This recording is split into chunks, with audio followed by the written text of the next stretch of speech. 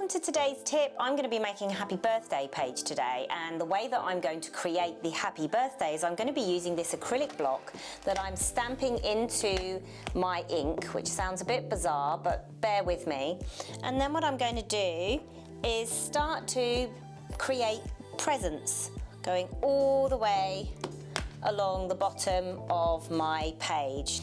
And then we're going to have a couple of presents sitting on the top for the day. Now I'm just going to put that aside. I'm going to add some little bows. I've got a bow stamp here. And then I'm going to add some letters in using some stickers.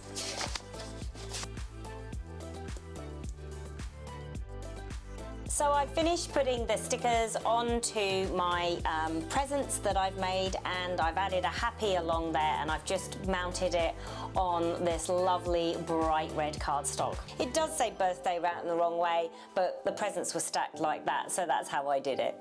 I hope you've enjoyed this tip, and I look forward to seeing you again.